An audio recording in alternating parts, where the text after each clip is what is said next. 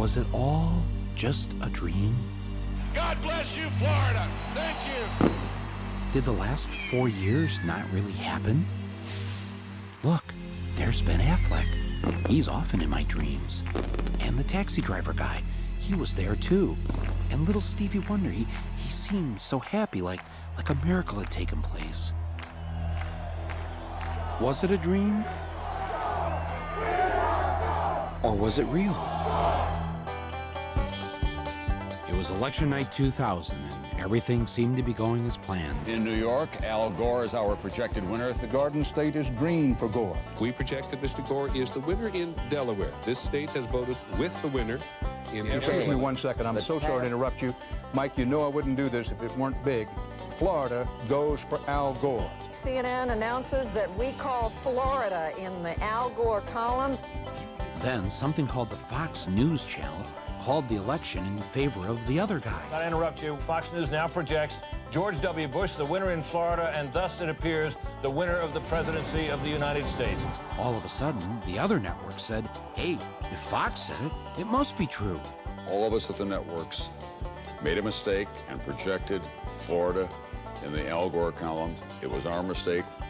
Now, what most people don't know is that the man who was in charge of the decision desk at Fox that night, the man who called it for Bush, was none other than Bush's first cousin, John Ellis. How does someone like Bush get away with something like this? Well, first, it helps if your brother is the governor of the state in question. You know something? We are going to win Florida. Mark my words. You can write it down. Second, make sure the chairman of your campaign is also the vote counting woman, and that her state has hired a company that's going to knock voters off the rolls who aren't likely to vote for you. You can usually tell them by the color of their skin. Then make sure your side fights like it's life or death. I think all this talk about legitimacy is way overblown. And hope that the other side will just sit by and wait for the phone to ring. And even if numerous independent investigations prove that Gore got the most votes, if there was a statewide recount under every scenario, Gore won the election. It won't matter, just as long as all your daddy's friends on the Supreme Court vote the right way. While I strongly disagree with the court's decision, I accept it. What we need now is acceptance. We have a new president-elect. It turns out, none of this was a dream. It's what really happened.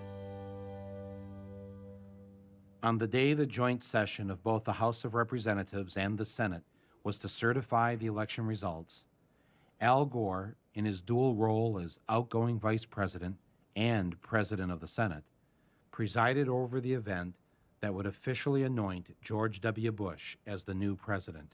If any congressman wanted to raise an objection, the rules insisted that he or she had to have the signed support of just one senator.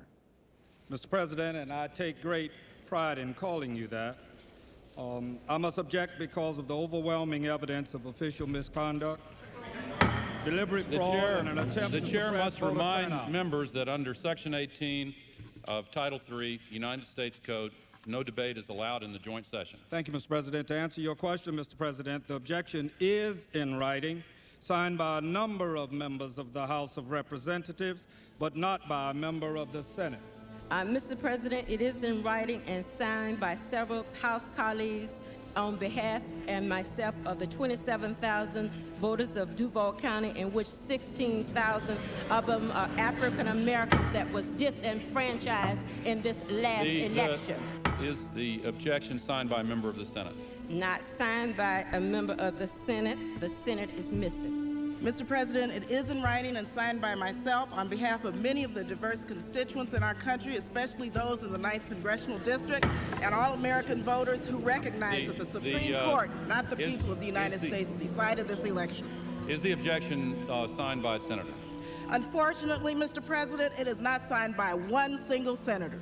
Unfortunately, I have no authority over the United States Senate, and no senator has signed. Mr. President, it is in writing and signed by myself and several of my constituents from Florida. A senator is needed, but missing. Is the objection in writing and signed by a member of the House and a senator. The objection is in writing, and I don't care that it is not signed by a member of the Senate. The chair will advise that the rules do care, and the signature of the senator. Not a single senator came to the aid of the African Americans in Congress. One after another, they were told to sit down and shut up.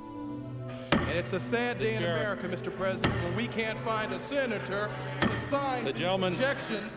Gentleman will suspend. Won't sign objections, Mr. President. The gentleman will suspend. Inauguration coverage, 2001, on a nasty, but it could be worse kind of day in Washington.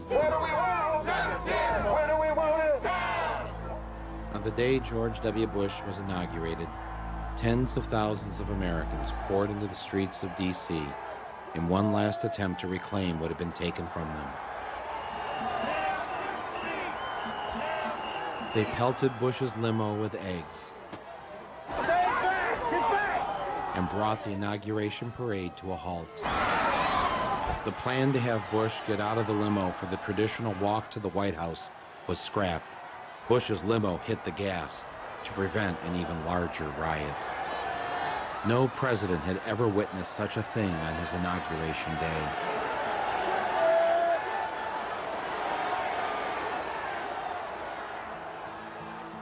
And for the next 8 months, it didn't get any better for George W. Bush.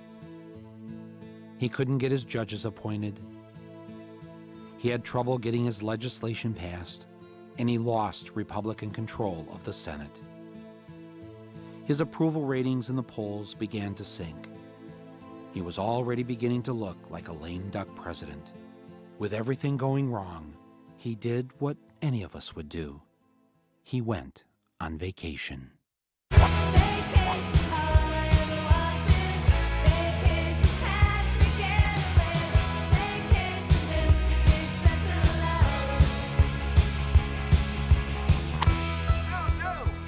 In his first 8 months in office before September 11th, George W. Bush was on vacation, according to the Washington Post, 42% of the time. I hit every shot good. People would say I wasn't working. It was not surprising that Mr. Bush needed some time off. Being president is a lot of work. At these folks that say you're loafing here in Texas, that you're taking too long of a vacation. They don't understand the definition of work then. I'm getting a lot done. Secondly, you don't have to be in Washington to work. It's amazing what can happen with telephones and faxes. Thank you so much. And just a destiny above. Yeah. What are you doing the rest of the day? Karen Hughes is coming over. We're working on some things. And she'll be over here. We're working on a few things, a few matters. I'm working on some initiatives. You'll see. I mean, there'll be some decisions that I will have made while I'm here, and we'll be announcing them as time goes on. The first time I met him, he had some good advice for me. Governor Bush, it's Michael Moore. Behave yourself, will you? Don't find real work. And work was something he knew a lot about. Anybody want some grits? Relaxing at Camp David, yachting off Kennebunkport. How you doing? Or being a cowboy on the ranch in Texas. I love the nature. I love to get in the pickup truck with my dogs. Oh, hi. George Bush spent the rest of August at the ranch, where life was less complicated. Armadale loved to dig the soil looking for bugs. And so I went out there the other day, and there was Barney buried in his hole, chasing an armadillo.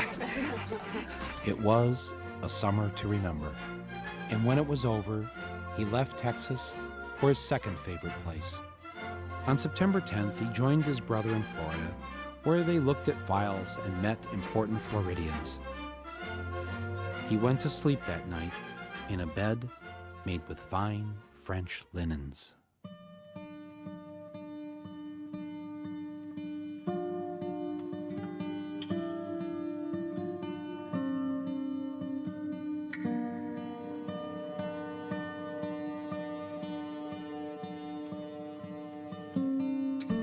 suppose he's pretty confident on those numbers on Iraqi security forces.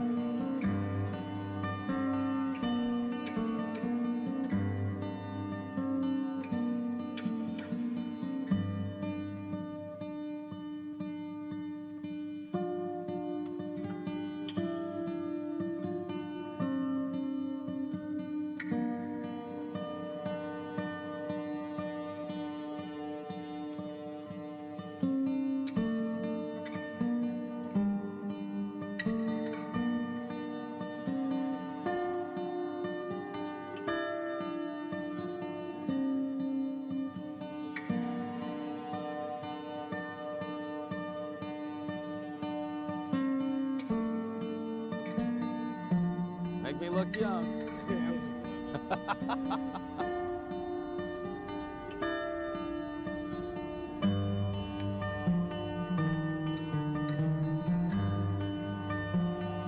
Yeah, I got a little sort of air noise. Yeah, just don't turn it up too much so I don't want to blow my head off.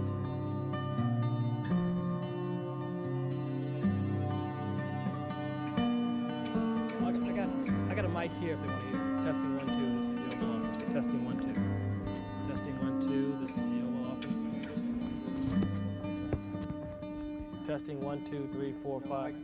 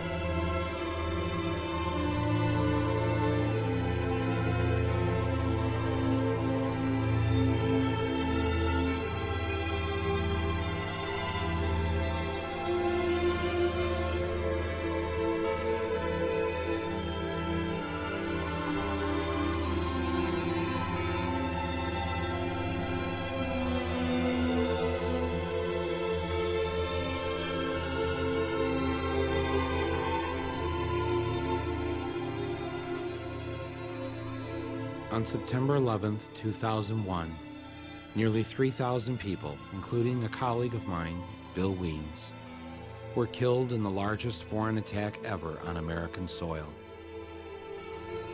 The targets were the financial and military headquarters of the United States. If anyone has any idea, if they've seen him or knows where he is, to call us. He's got two little babies. As the attack took place, Mr. Bush was on his way to an elementary school in Florida. When informed of the first plane hitting the World Trade Center, where terrorists had struck just 8 years prior, Mr. Bush decided to go ahead with his photo opportunity.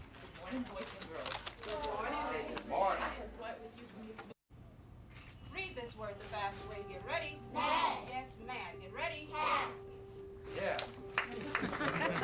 Okay, get ready to read the words on this page without making a mistake. When the second plane hit the tower, his chief of staff entered the classroom and told Mr. Bush, the nation is under attack. Not knowing what to do, with no one telling him what to do, and no Secret Service rushing in to take him to safety, Mr. Bush just sat there and continued to read My Pet Goat with the children.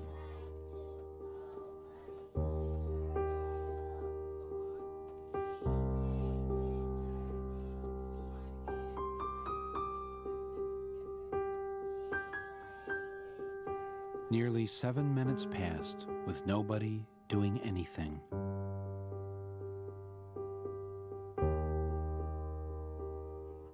As Bush sat in that Florida classroom, was he wondering if maybe he should have shown up to work more often? Should he have held at least one meeting since taking office to discuss the threat of terrorism with his head of counterterrorism? Or maybe Mr. Bush was wondering why he had cut terrorism funding from the FBI. Or perhaps he just should have read the security briefing that was given to him on August 6, 2001, which said that Osama bin Laden was planning to attack America by hijacking airplanes. But maybe he wasn't worried about the terrorist threat because the title of the report was too vague. I believe the title was Bin Laden Determined to Attack Inside the United States. A report like that might make some men jump, but as in days past, George W. just went fishing. As the minutes went by, George Bush continued to sit in the classroom. Was he thinking, I've been hanging out with the wrong crowd? Which one of them screwed me? Was it the guy my daddy's friends delivered a lot of weapons to? Was it that group of religious fundamentalists who visited my state when I was governor? Or was it the Saudis? Damn, it was them. I think I better blame it on this guy.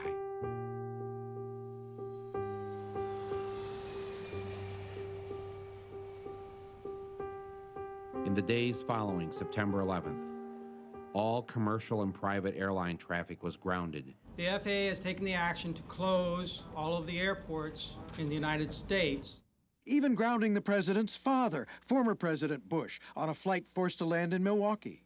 Thousands of travelers were stranded, among them Ricky Martin, due to appear at tonight's Latin Grammy Awards. Not even Ricky Martin could fly. But really, who wanted to fly? No one, except the Bin Ladens. We gotta get out of this place. If it's the last thing we ever do. We had some airplanes authorized at the highest levels of our government to fly to pick up Osama bin Laden's family members and others from Saudi Arabia and transport them out of this country. It turns out that the White House approved planes to pick up the Bin Ladens and numerous other Saudis. At least 6 private jets and nearly 24 commercial planes carried the Saudis and the Bin Ladens out of the U.S. after September 13th. In all, 142 Saudis, including 24 members of the Bin Laden family, were allowed to leave the country. Osama's always been portrayed as the bad apple, the black sheep in the family, and that they cut off all relationship with him around 1994.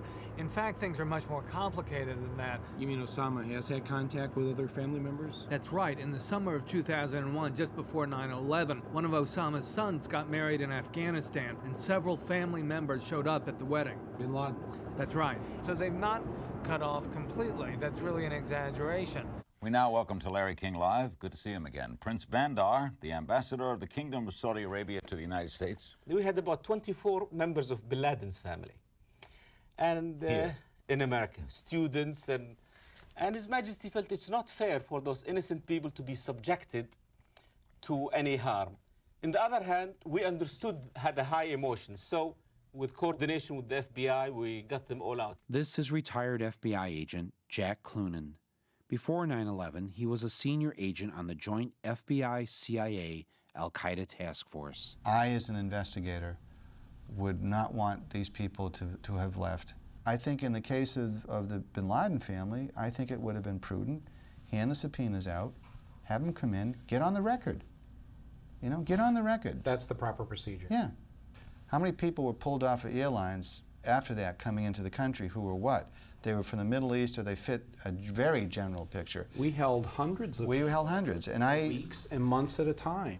Did the authorities do anything when the Bin Ladens tried to leave the country? No, they were identified at the airport. They looked at their passports, and they were identified. Well, that's what would happen to you or I if we were leaving the country. Exactly. So a little interview, check the passport, what else? Nothing. I don't know about you, but usually when the police can't find a murderer, don't they usually want to talk to the family members to find out where they think he might be? You have no idea where your husband might be. Well, if you should hear anything, let us know, will you? You willing to come downtown and give us a statement? This gonna take long? You got the time. Mine's worth money, yours isn't. Send in a bill. I asked you a question. You're here to answer them, not ask them. Now, you listen to me, cop. I pay your salary. All right, sit down. I'm gonna earn it. Yeah, that's how cops do it.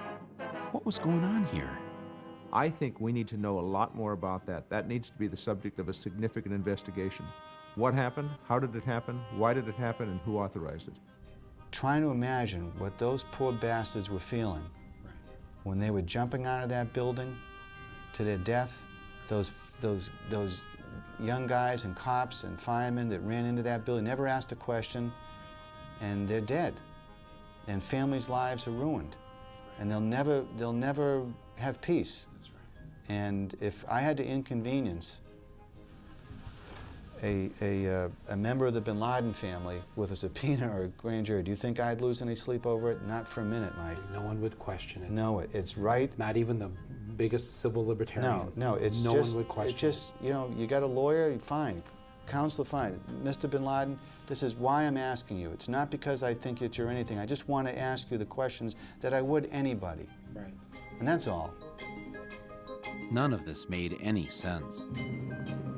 Can you imagine in the days after the Oklahoma City terrorist bombing, President Clinton helping to arrange a trip out of the country for the McVeigh family?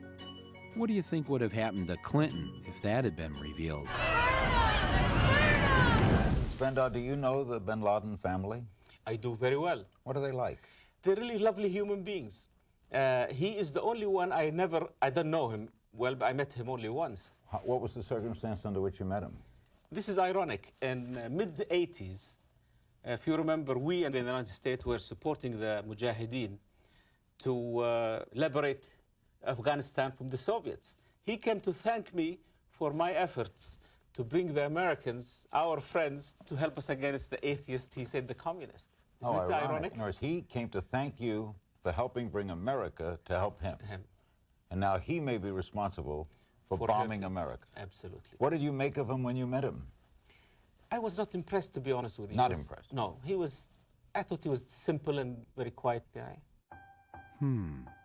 A simple and quiet guy whose family just happened to have a business relationship with the family of George W. Bush. Is that what he was thinking about? Because if the public knew this, it wouldn't look very good. Was he thinking, you know, I need a big black marker. In early 2004, in a speech during the New Hampshire primary, I called George W. Bush a deserter from his time in the Texas Air National Guard. In response, the White House released his military records in the hopes of disproving the charge. What Bush didn't know is that I already had a copy of his military records, uncensored, obtained in the year 2000. And there is one glaring difference between the records released in 2000 and those he released in 2004. A name had been blacked out. In 1972, 2 airmen were suspended for failing to take their medical examination. One was George W. Bush, and the other was James R. Bath. In 2000, the documents show both names. But in 2004, Bush and the White House had Bath's name blacked out. Why didn't Bush want the press and the public to see Bath's name on his military records? Perhaps he was worried that the American people would find out that at one time James R. Bath was the Texas money manager for the Bin Ladens. Bush and Bath had become good friends when they both served in the Texas Air National Guard. After they were discharged, when Bush's dad was head of the CIA, Bath opened up his own aviation business after selling a plane to a man by the name of Salam bin Laden, heir to the second largest fortune in Saudi Arabia, the Saudi bin Laden Group. W at that time was just starting off in the world as a businessman.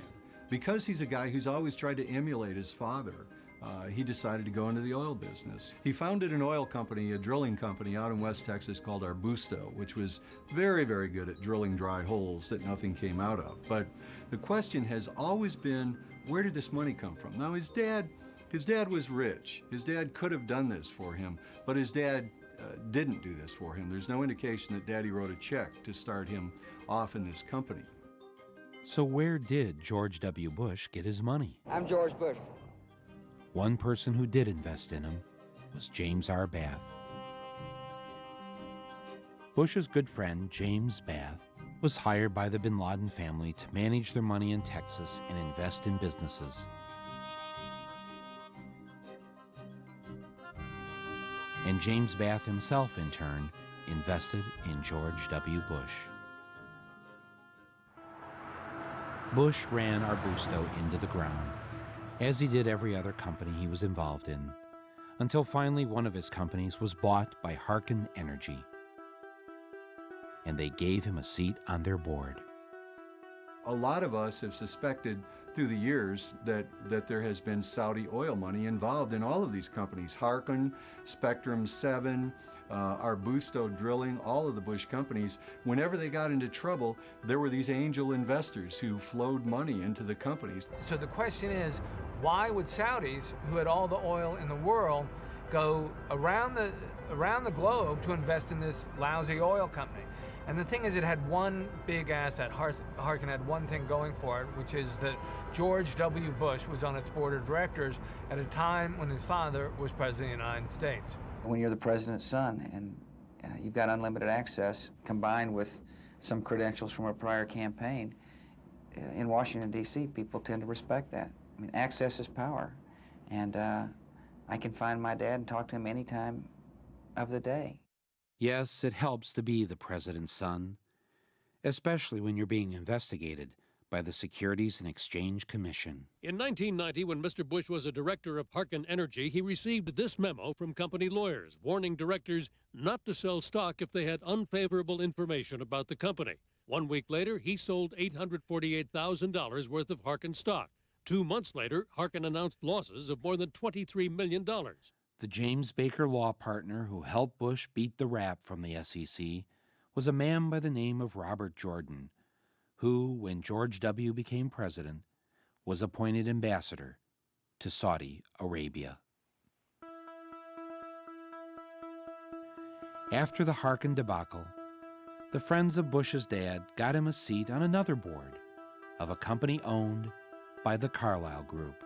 we wanted to look at which companies actually gained from September 11th. Turned up this company, Carlyle Group. The Carlyle Group is a multinational conglomerate that invests in heavily government-regulated industries like telecommunications, healthcare, and particularly defense. Both George W. Bush and George H.W. Bush worked for the Carlyle Group, the same company that counted the bin Laden family among its investors. Carlyle Group was holding its annual investor conference on the morning of September 11th in the Ritz-Carlton Hotel in Washington, D.C. At that meeting were all of the Carlyle regulars. James Baker, likely John Major, definitely George H.W. Bush, though he left the morning of September 11th. Shafiq bin Laden, who is Osama bin Laden's half-brother, and was in town to look after his family's investments in the Carlyle Group.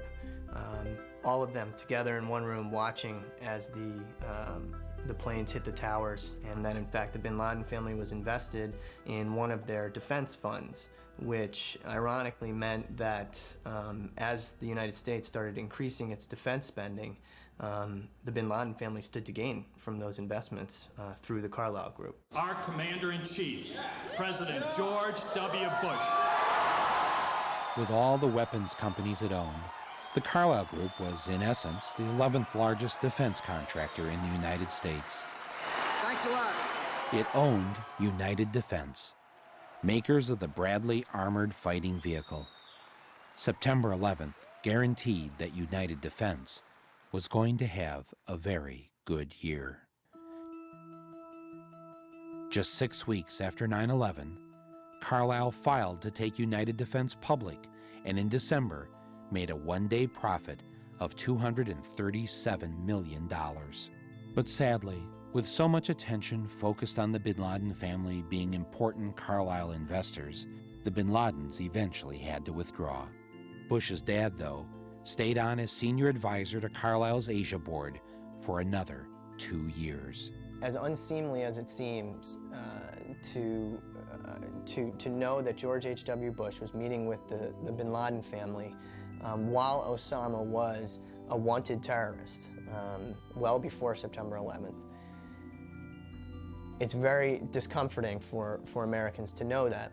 George H.W. Bush is a man who has obviously incredible reach into the White House. He receives daily CIA briefings, which is the right of any ex-president, but very few ex-presidents actually exercise that right. He does. And I think in a very real way, they are benefiting from the confusion that arises when George H.W. Bush visits Saudi Arabia on behalf of Carlyle and meets with the royal family and meets with the bin Laden family. Is he representing the United States of America, or is he representing an investment firm in the United States of America, or is he representing both? This company is about money. It's not about conspiracies to run the world or engineer political maneuvering and things like that. It's about making money, and it's about making a lot of money, and they've done very well. To get you on the record on this question, in the White House view, there's no ethical conflict in former President Bush and former Secretary of State Jim Baker using their contacts with world leaders to represent one of the most well-known military arms dealers, the Carlyle Group. The President has full faith that his family will conform with all proper ethics laws, and will act properly in their conduct. Okay, so let's say one group of people, like the American people, pay you $400,000 a year to be President of the United States. But then another group of people invest in you, your friends, and their related businesses $1.4 billion over a number of years. Who are you going to like? Who's your daddy? Because that's how much the Saudi royals and their associates have given the Bush family. Morning, everybody. Oh, we know Their friends. How are you, sir? And their related businesses in the past 3 decades. Seems like a very nice reunion with friends. Is it rude to suggest that when the Bush family wakes up in the morning, they might be thinking about what's best for the Saudis instead of what's best for you or me? Because $1.4 billion just doesn't buy a lot of flights out of the country. It buys a lot of love.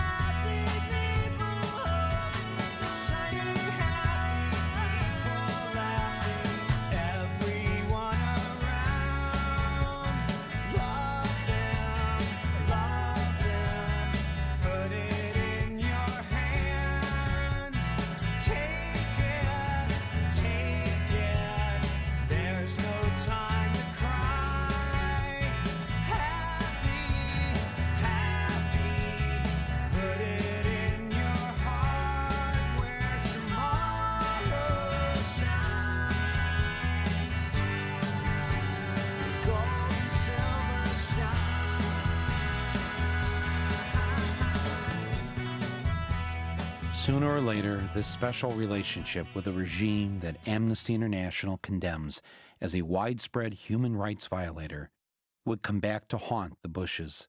Now, after 9/11, it was an embarrassment, and they preferred that no one ask any questions. The investigation should have begun on September 12th. There's no reason why it shouldn't have. 3,000 people were dead. It was a murder, and it should have gotten started immediately.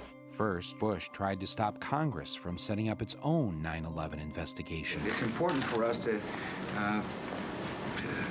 not reveal how we collect information. That's what the enemy wants, and we're fighting an enemy. When he couldn't stop Congress, he then tried to stop an independent 9/11 commission from being formed. The president's position was a break from history. Independent investigations were launched within days of Pearl Harbor and President Kennedy's assassination. But when Congress did complete its own investigation, the Bush White House censored 28 pages of the report. The president is being pressed by all sides to declassify the report. U.S. officials tell NBC News most of the secret sources involve Saudi Arabia. We have given extraordinary cooperation with Chairman Keane and Hamilton. We haven't gotten the materials we needed, and we certainly haven't gotten them in a timely fashion. The deadlines we set have passed. Will you testify before the commission? This commission? You know, I don't testify. I mean, I'd be glad to visit with them. What it will do is hold this in my heart and has been in my heart since September 11th. I lost my husband, 15 years. I'm now by myself. I need to know what happened to him. I know what I got back from the autopsy. That man was my life, and I have no plan. I was taking a class, and they asked me what was I going to do in the next 5 years. And if I'm not doing something with this, I don't know what reason I have to live. So it's very important. Very important. Okay. Ignored by the Bush administration, more than 500 relatives of 9/11 victims filed suit against Saudi royals and others. The lawyers the Saudi defense minister hired to fight the 9/11 families? The law firm of Bush family confidant, James A. Baker. So we're right here in the center of three important American landmarks, the Watergate Hotel and office building, the Kennedy Center over there, and the Embassy of Saudi Arabia. Yeah. How much money do the Saudis have invested in America, roughly? I've heard figures as high as $860 billion. 860 billion. Billion. That's a lot of money. A lot, yeah. And what percentage of our economy does that represent? I mean, it seems like a lot. Well, in terms of investments on Wall Street, in American equities, it's roughly 6 or 7% of America. They own a fairly good slice of America. Wow. And most of that money goes into the great blue chip companies.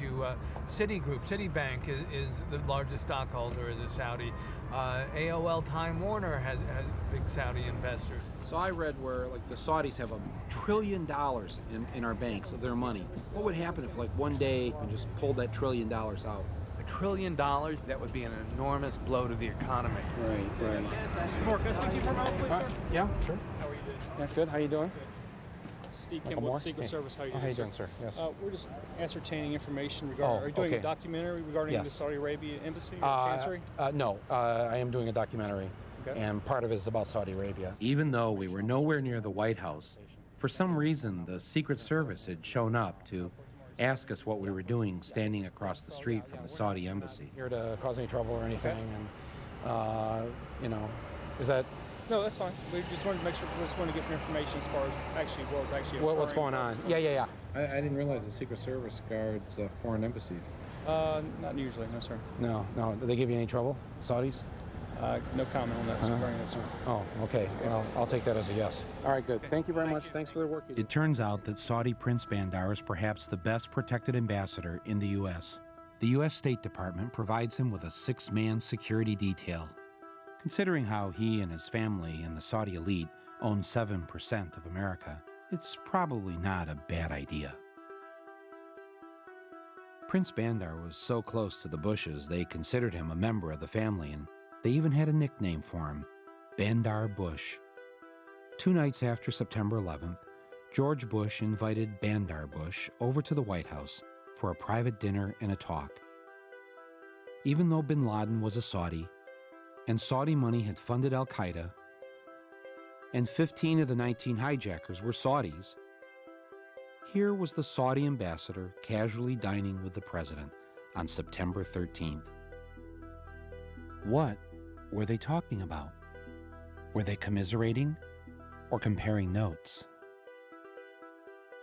Why would Bandar's government block American investigators from talking to the relatives of the 15 hijackers? Why would Saudi Arabia become reluctant to freeze the hijackers' assets? The two of them walked out on the Truman balcony so that Bandar could smoke a cigar and have a drink. In the distance, across the Potomac, was the Pentagon, partially in ruins. I wonder if Mr. Bush told Prince Bandar not to worry, because he already had a plan in motion. You come in September 12th, ready to plot what response we take to al-Qaeda. Let me talk about the response that you got from top administration officials. On that day, what did the president say to you? The president, in a very intimidating way, left us, me and my staff, with the clear indication that he wanted us to come back with the word that there was an Iraqi hand behind 9/11, because they had been planning to do something about Iraq from before the time they came into office. Did he ask about any other nations other than Iraq? No, not at all. It was Iraq, Saddam, find out, get back to me. And were his questions more about Iraq than about al-Qaeda? Absolutely.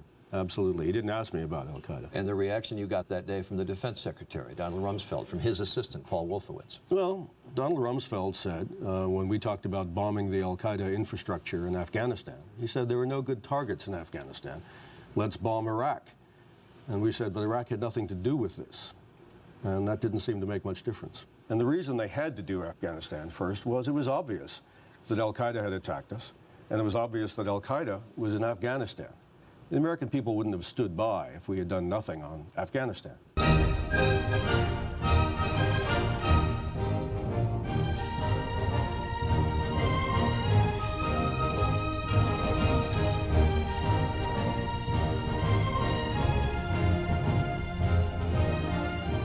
The United States began bombing Afghanistan just 4 weeks after 9/11. Mr. Bush said he was doing so because the Taliban government of Afghanistan had been harboring bin Laden. We will smoke them out of their holes. We're going to smoke them out. Smoke them out. We'll smoke him out of his cave. Let's rush him and smoke him out. For all his tough talk, Bush really didn't do much. But what they did was slow and small. They put only 11,000 troops into Afghanistan. There are more police here in Manhattan, than there are U.S. troops in Afghanistan. Basically, the president botched the response to 9/11. He should have gone right after bin Laden. The U.S. Special Forces didn't get into the area where bin Laden was for 2 months. 2 months? A mass murderer who attacked the United States was given a 2-month head start? Who in their right mind would do that? Dang. Anybody say nice shot? Nice shot. Hell of a shot. Or was the war in Afghanistan really about something else? Perhaps the answer was in Houston, Texas. In 1997, while George W. Bush was governor of Texas, a delegation of Taliban leaders from Afghanistan flew to Houston to meet with Unocal executives to discuss the building of a pipeline through Afghanistan, bringing natural gas from the Caspian Sea. And who got a Caspian Sea drilling contract the same day Unocal signed the pipeline deal? A company headed by a man named Dick Cheney, Halliburton. From the point of view of the U.S. government, this was kind of a magic pipeline because it could serve so many purposes. And who else stood to benefit from the pipeline? Bush's #1 campaign contributor, Kenneth Lay, and the good people of Enron. Only the British press covered this trip. Then in 2001, just 5.5 months before 9/11, the Bush administration welcomed a special Taliban envoy to tour the United States to help improve the image of the Taliban government. You have imprisoned the women. It's a horror, let me tell you. And I'm really sorry to your husband. He might have a very difficult time with you. Here's the Taliban official visiting our State Department to meet with U.S. officials. Why on earth would the Bush administration allow a Taliban leader to visit the United States, knowing that the Taliban were harboring the man who bombed the USS Cole and our African embassies? Well, I guess 9/11 put a stop to that. When the invasion of Afghanistan was complete, we installed its new president, Hamid Karzai. Who was Hamid Karzai? He was a former advisor to UNICAL. Bush also appointed as our envoy to Afghanistan, Zalmay Khalilzad, who was also a former UNICAL advisor. I guess you can probably see where this is leading. Faster than you can say black gold Texas tea, Afghanistan signed an agreement with their neighboring countries to build a pipeline through Afghanistan carrying natural gas from the Caspian Sea. Oh, and the Taliban? Well, they mostly got away. As did Osama bin Laden and most of Al-Qaeda. Terror is bigger than one person. And he's a person who's now been marginalized. So I don't know where he is. Nor do, I just don't spend that much time on him, Kelly, to be honest with you. Didn't spend much time on him? What kind of president was he? I'm a war president. I make decisions here in the Oval Office in foreign policy matters with war on my mind. With the war in Afghanistan over and bin Laden forgotten, the war president had a new target. The American people. We've got an unusual terror warning from the feds to tell you about. Fox News has obtained an FBI bulletin that warns terrorists could use pen guns, just like in James Bond, filled with poison as weapons. Good evening, everyone. America is on high alert tonight, just 4 days before Christmas. A possible terror threat as bad as or worse than 9/11. But where? How? There's nothing specific to report. Be on the lookout for model airplanes packed with explosives. And the FBI is warning ferries may be considered particularly at risk for hijacking. Could these cattle be a target for terrorists? Fear works. Fear does work, yes. You can make people do anything if they're afraid. And how do you make them afraid? Well, you make them afraid by creating an aura of endless threat. They played us like an organ. They raised the orange, and then up to red, and then they dropped it back to orange. I mean, they gave these mixed messages which were crazy-making. The world has changed after September the 11th. It's changed because we're no longer safe. Fly and enjoy America's great destination spots. We've entered what may very well prove to be the most dangerous security environment the world's known. Take your families and enjoy life. Terrorists are doing everything they can to gain even deadlier means of striking us. Get down to Disney World in Florida. It's like training a dog. You tell them sit down and you tell them to roll over at the same time. Dog doesn't know what to do. Well, the American people were being treated like that. It was really very, very skillfully and ugly in what they did. We must stop the terror. I call upon all nations to do everything they can to stop these terrorist killers. Thank you. Now watch this drive. All right, we need another. They will continue, in my view, as long as this administration is in charge, of every once in a while stimulating everybody to be afraid. Just in case you forgot. It's not going to go down to green or blue. It's never going to get there. There clearly is no way that anyone can live constantly on edge like that. The harsh reality facing American families today is that they're not as safe as they used to be. Drug dealers and users looking for their next fix, gangs who roam the streets in search of their next victim, and the growing threat of terrorists means the need for protection is ever greater. And now that protection is here. Zytec Engineering, LLC, has developed and tested a safe room, finally affordable to the average American citizen, the kind of protection formerly obtainable only by the wealthy or powerful. Heck, you can be sitting in here drinking your finest Bordeaux and enjoying life while chaos is erupting outside. Every family in America should prepare itself for a terrorist attack. Now to escaping from a skyscraper. John Rivers is the CEO of the Executive Chute Corporation. Good morning to you, John. Good morning, Matt. Tell me about the product you're bringing to the market.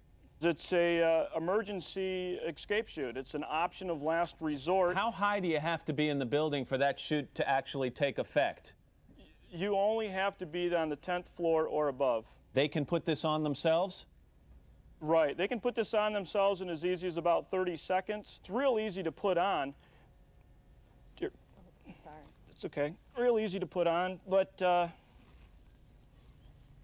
when you first get this chute, you're going to want to put it on and try it on a few times yourself. Jamie's having a little trouble putting that thing on, I want to mention. I mean, is this something that you honestly think in a moment of panic that someone can operate properly?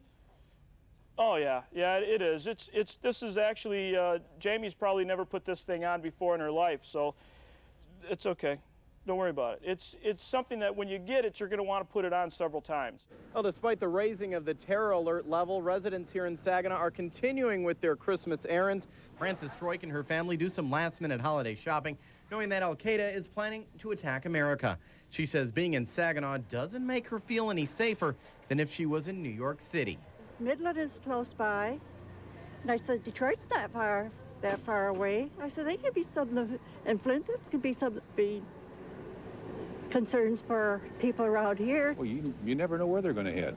You never know where they're going to hit. But one potential target specifically mentioned by the terrorist has security officials baffled. It's tiny Tappahannock, Virginia, population 2016. Such an attack could generate widespread fear that even here in rural small-town America, no one is entirely safe. On the 6 o'clock news, there was something but a terrorist alert in Tappahannock. What'd the FBI tell you? Well, they contacted me by phone, basically let me know about this word Tappahannock, and that's how it started. And their so-called chatter that they pick up, they wasn't sure Tappahannock. It is a Rappahannock County. This is the Rappahannock River. There is a Rappahannock, a place called Rappahannock, and they got it mixed up. This Tappahannock, not Rappahannock. Is there any terrorist target around here? Not that we can really think of. It can happen anywhere. We have a Walmart here. We're having a big spaghetti supper in here. Walmart, probably. Do you feel extra suspicious of outsiders? Oh, well, everybody does that. It's just something that happens. When I look at certain people, I wonder, oh my goodness, do you think they could be a terrorist? You never know what's gonna happen. That's right, you never know what's gonna happen. You never know what's gonna happen. It's gonna happen right now, you know. Never trust nobody you don't know. And even if you do know them, you really can't trust them then. From Tappahannock to Rappahannock to every town and village in America, the people were afraid. And they turned to their leader to protect them. But protect them from what? Let the eagle soar like she's never soared before, from rocky coast to golden shore. Let the mighty eagle soar. Meet John Ashcroft. In 2000, he was running for re-election as senator from Missouri against a man who died the month before the election. The voters preferred the dead guy, so George W. Bush made him his attorney general. He was sworn in on a stack of Bibles, because when you can't beat a dead guy, you need all the help you can get. During the summer before 9/11, Ashcroft told acting FBI Director Thomas Pickard that he didn't want to hear anything more about terrorist threats. Mr. Watson had come to you and said that the CIA was very concerned that there would be an attack. You said that you told the Attorney General this fact repeatedly in these meetings. Is that correct? I told him at least on 2 occasions. And you told the staff, according to this statement, that Mr. Ashcroft told you that he did not want to hear about this anymore. Is that correct? That is correct. His own FBI knew that summer that there were Al-Qaeda members in the U.S., and that bin Laden was sending his agents to flight schools around the country. But Ashcroft's Justice Department turned a blind eye and a deaf ear. But after 9/11, John Ashcroft had some brilliant ideas for how to protect America. The USA Patriot Act, adopted by Congress and signed by Bush 6 weeks after the attacks, has changed the way the government does business. The USA Patriot Act allows for searches of medical and financial records, computer and telephone conversations, and even for the books you take out of the library. But most of the people we spoke to say they're willing to give up some liberties to fight terrorism. Maybe that's a good thing. It's definitely sad, but it has to be done. Yes, something needed to be done. These are the good people who make up Peace Fresno, a community group in Fresno, California. Unlike the rest of us, they've received an early lesson in what the Patriot Act is all about. Each week, they meet to discuss matters of peace. They sit around, they share stories, they eat cookies. Some have more than one. This is Aaron Stokes, a member of Peace Fresno. The other members liked him. He had come to the meetings. He went with us. We go out on Friday nights and stand on a very busy corner in Fresno. And he had gone with us. He had handed out flyers. He went with us in June to a WTO protest. Then one day, Aaron didn't show up to the meeting. My friend Dan and I were reading the Sunday newspaper, and when I picked up the paper, in the local section, Aaron's picture caught my eye. The article said that a sheriff's deputy had been killed, and I saw it had a name that wasn't the right name, and it said that he was a member of the sheriff's anti-terrorism unit. That's right. The photo of the man in the newspaper was not the Aaron Stokes they had come to know. He was actually Deputy Aaron Kilner, and he had infiltrated their group. Sheriff Pierce made it very clear that, yes, in fact, Aaron Kilner was assigned to infiltrate Peace Fresno, that he was able to infiltrate organizations that are open to the public. You could understand why the police needed to spy on a group like Peace Fresno. Just look at them. A gathering of terrorists if I ever saw one. This is Barry Reingold, a retired phone worker from Oakland, California. Barry likes to work out in the gym. Somewhere between his cardio and his strength training, Barry got political. We're up in the gym, and it was after we were working out, and a number of us were talking about 9/11 and Afghanistan and bin Laden, and someone said, bin Laden's a real asshole for murdering those people. And I said, yeah, that's true, but he'll never be as big an asshole as Bush, who bombs all over the world for oil profits. Barry didn't have to worry about the police spying on him.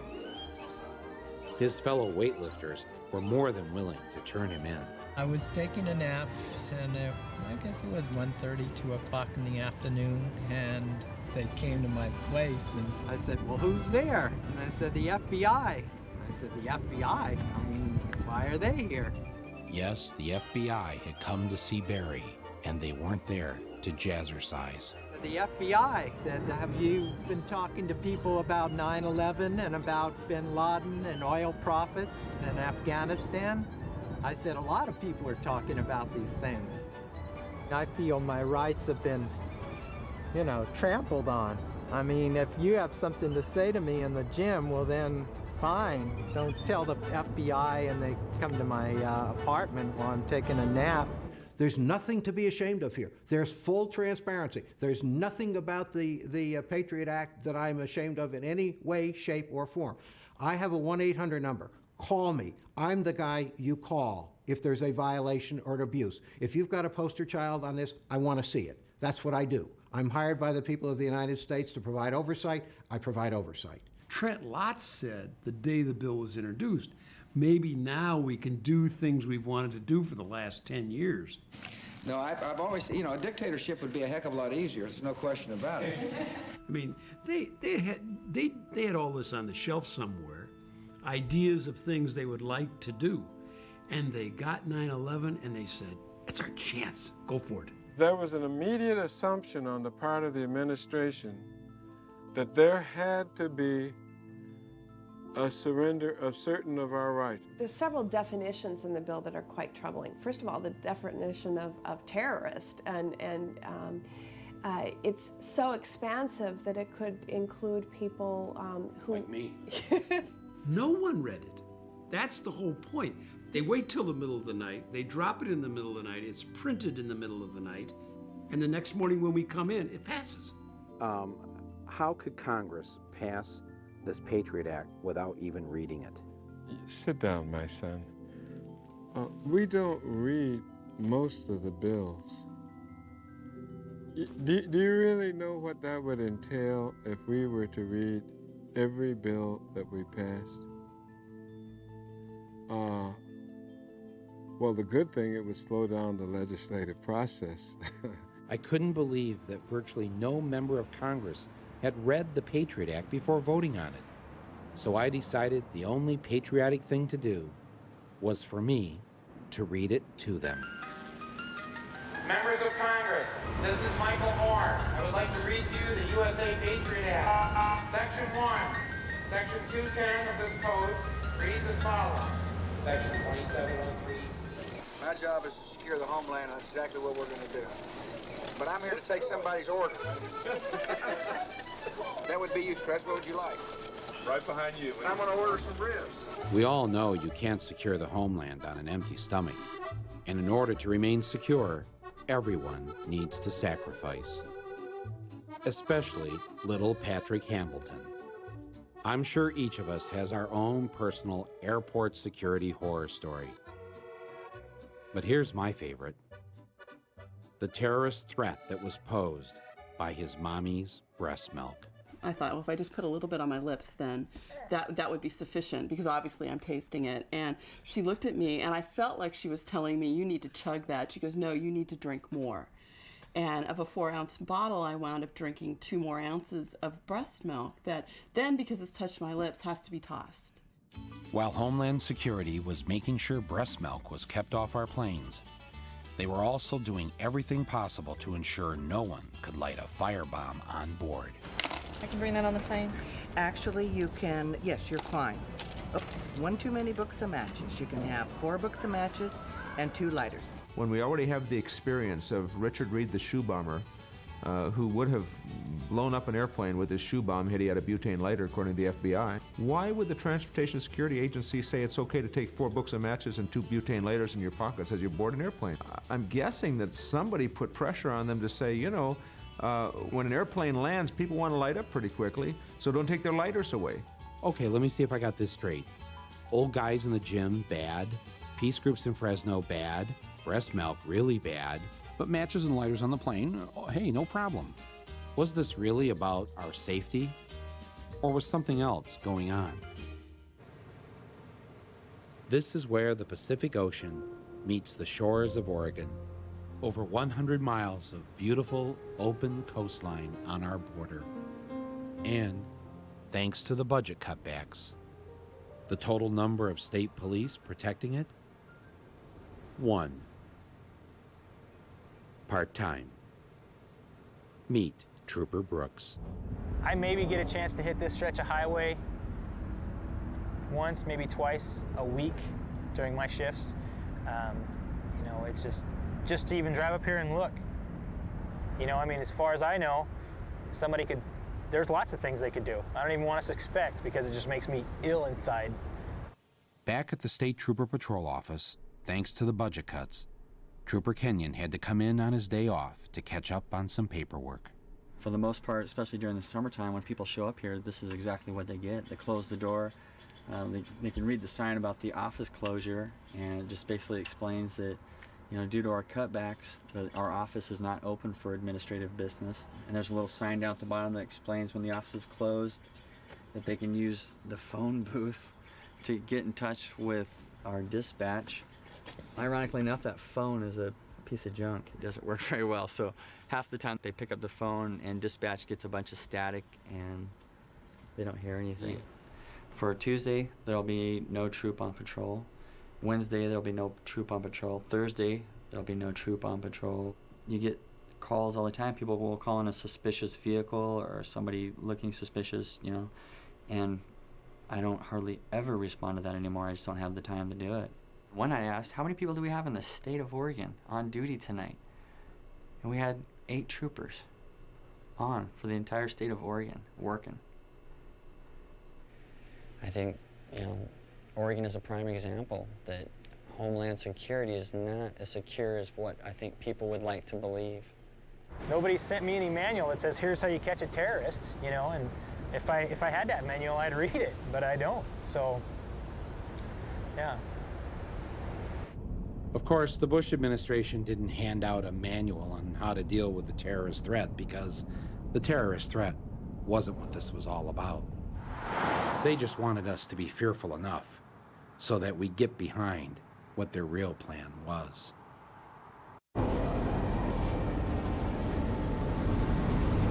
4 minutes. All right. All right. What's time? 3 minutes. 30 seconds. 15 seconds. 10, 9, 8, 7, 6, 5, 4, 3, 2, 1.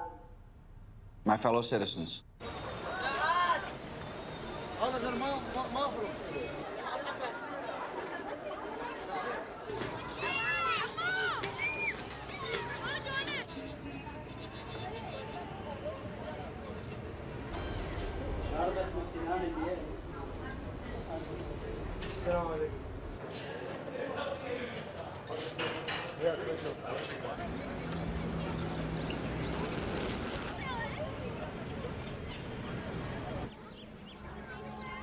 at this hour, American and coalition forces are in the early stages of military operations to disarm Iraq, to free its people, and to defend the world from grave danger. On my orders, coalition forces have begun striking selected targets of military importance to undermine Saddam Hussein's ability to wage war.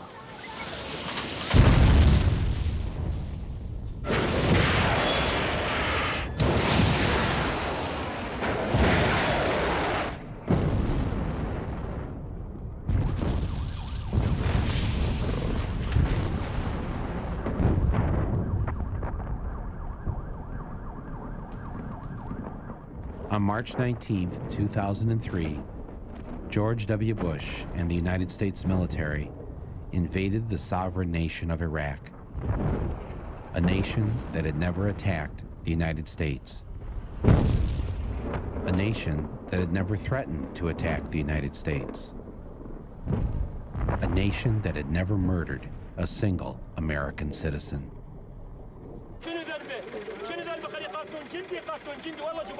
والله جبنا طلعت عليهم بالدود قلت لهم اضربني ما يرضى يضربني نقم معهم وهذا اللي بقى الحلفه اجيب علي علقه على الحلفه ترى المالي دبق يموت ما يموت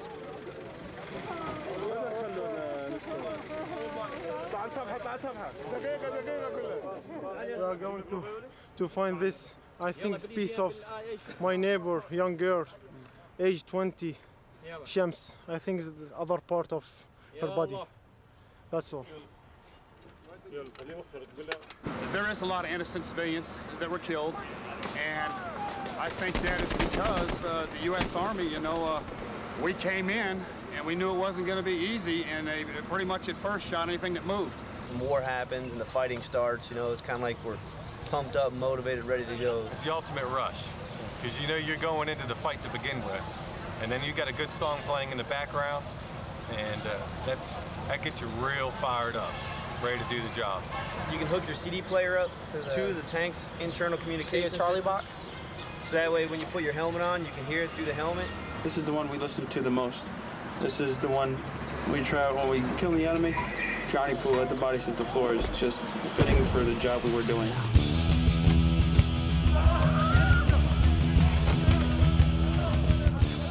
We think the roof was on fire because basically it symbolized Baghdad being on fire, and at the time we wanted it to burn to get Saddam and his regime out.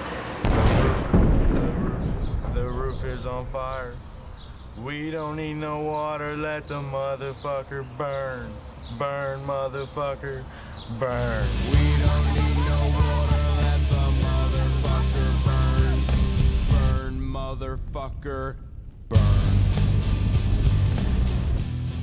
This is a whole totally different picture here, being pushed into the city, urban warfare in a tank, you know.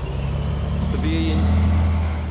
The civilians, it gets. You don't know who's friendly. Hard because we're not. Who's the enemy? This was a lot more real and true than just a video game. A lot of people thought it was just me. Oh yeah, look through the sight and shoot. No, a lot of this is face to face, and especially riding by after some of the bombs have went off and seeing all the people on the side of the road bloated up and just all the smells around you. I mean, from the people lying dead, rotted, and it's a lot more gruesome than you think. We called in with some artillery and some napalm and things like that. Some innocent women and children got hit. We met them on the road, and they had, little girls with noses blowing off, and like husbands carrying their dead wives and things like that. That was extremely difficult to deal with because you're like, shoot, like, what the hell do we do now? The targeting capabilities and the care that goes into targeting is as impressive as anything anyone could see. Got him. Good. Second one. Hit the other one. The care that goes into it, the humanity that goes into it. ما عندهم يقين ما يعرفوا كل شيء لا هي ناسنا لا مسيحيين ما حد يعرف عملوا فوز العالم هكذا الله يخرب بيوتهم الله يخرب بيوتهم الله اكبر الله اكبر والنصر للعراق والنصر للعراق وكلنا فدائيين للعراق. شو رايك يا حج يضربوا المدنيين يعني؟ مدنيين هي كلها هذا بيت عمنا كله مدنيين هم عسكريين كله مدنيين يضربون. من الله ينتقم منهم حسبي الله ونعم الوكيل حسبي الله ونعم الوكيل. 5 جنازات من جنازات فهد بيت يا الله يا الله يا الله يا الله. الله انتقم منهم الله خذ حقنا منهم. وينك الله وينك الله. Honestly, I think we should just trust our president in every decision that he makes, and we should just support that, and be faithful in what happens. Do you trust this president? Yes, I do. Britney Spears was not alone. The majority of the American people trusted the president, and why shouldn't they? He had spent the better part of the last year giving them every reason why we should invade Iraq. Saddam Hussein has gone to elaborate lengths, spent enormous sums, taken great risks to build and keep weapons of mass destruction. Saddam Hussein is determined to get his hands on a nuclear bomb. Nuclear weapon, nuclear weapon, nuclear weapon. Active chemical munitions bunkers, mobile production facilities. We know he's got chemical weapons. He's got them, he's got them, he's got them. Huh, that's weird, because that's not what Bush's people said when he first took office. He has not developed any significant capability with respect to weapons of mass destruction. He is unable to project conventional power against his neighbors. We are able to keep arms from him. His military forces have not been rebuilt. Saddam Hussein aids and protects terrorists, including members of Al-Qaeda. There was a relationship between Iraq and Al-Qaeda. Saddam, Al-Qaeda, Saddam, Al-Qaeda, Saddam, the Al-Qaeda, Saddam, Al-Qaeda. It is only a matter of time before terrorist states armed with weapons of mass destruction develop the capability to deliver those weapons to U.S. cities. What we're giving you are facts and conclusions based on solid intelligence. A man who hates America. This is a man who cannot stand what we stand for. His willingness to terrorize himself. He hates the fact, like Al-Qaeda does, that we love freedom. After all, this is the guy that tried to kill my dad at one time. They simply got people to believe that there was a real threat out there when in fact there wasn't one. You get told things every day that don't happen. It doesn't seem to bother people.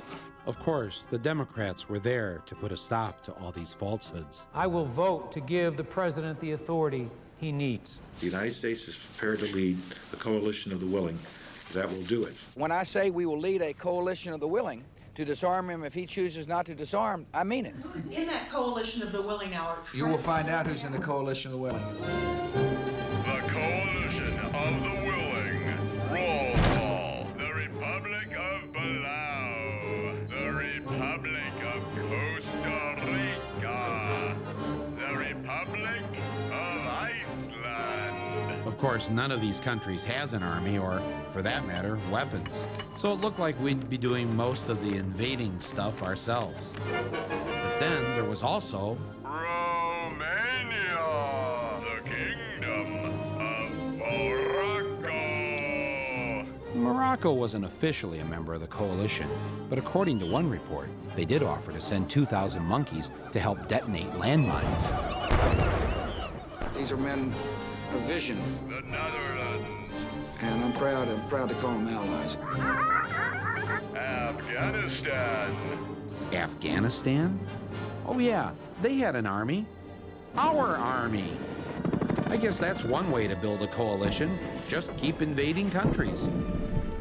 Yes, with our mighty coalition intact, we were ready. One could almost say it's the mother of all coalitions. Fortunately, we have an independent media in this country who would tell us the truth. The rallying around the president, around the flag, and around the troops clearly has begun. And we're gonna win! You really have to be with the troops to understand that kind of adrenaline rush that they get. I just want you to know, I think Navy SEALs rock. The pictures you're seeing are absolutely phenomenal. When my country is at war, I want my country to win. Iraqi opposition has faded in the face of American power. What you're watching here is truly historic television and journalism. It was absolutely electrifying. They actually had to strap me in with my camera at the back of the plane. An awesome synchronized killing machine. There is an inherent bias in the coverage of the American press in general. Am I slanted and biased? You damn well bet I am. But one story the media wasn't covering was the personal story of each and every soldier who was killed in the war. The government would not allow any cameras to show the coffins coming home. That kind of story is a downer, especially when you're getting ready for a party on a boat. Look at what's happened to me. I can't believe it myself. Suddenly I'm up on top of the world. It should have been somebody else. Believe it or not, I'm walking on air. I never thought I could feel so free. Flying away on a wing and a prayer. Who could it be? Believe it or not, it's just me.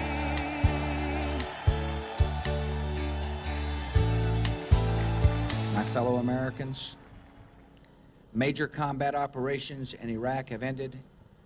In the Battle of Iraq, the United States and our allies have prevailed.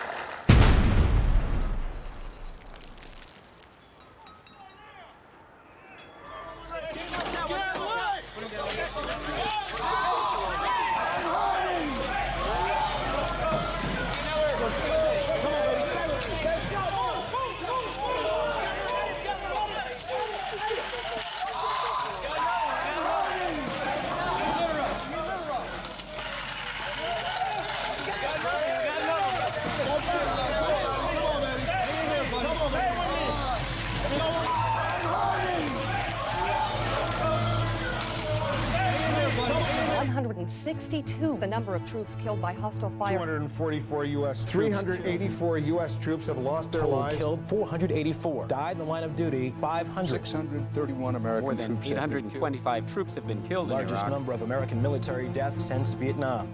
There are some who feel like that if they attack us, that we may decide to leave prematurely. They don't understand what they're talking about if that's the case. Let me finish. There are some who feel like that, the conditions are such that they can attack us there. My answer is bring them on.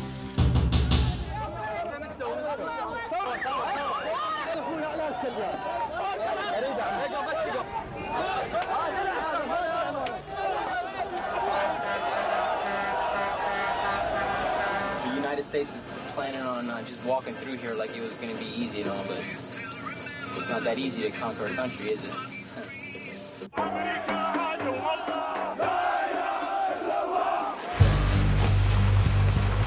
The renewed battle for control of Iraq raged for a fourth day today with street clashes in nearly every corner of the country. Iraq could become, quote, another Vietnam. Officials say they see evidence that Sunni and Shiite extremists might be joining forces. They're not happy they're occupied. I wouldn't be happy if I were occupied either. Everybody, here we go. Come on, party people. Throw your hands in the air. Come on, party people. Two Japanese aid workers and a journalist kidnapped by men calling themselves the Mujahideen Squadrons. They threaten to burn the hostages alive if Japan does not withdraw its troops from Iraq within 3 days. What's happened?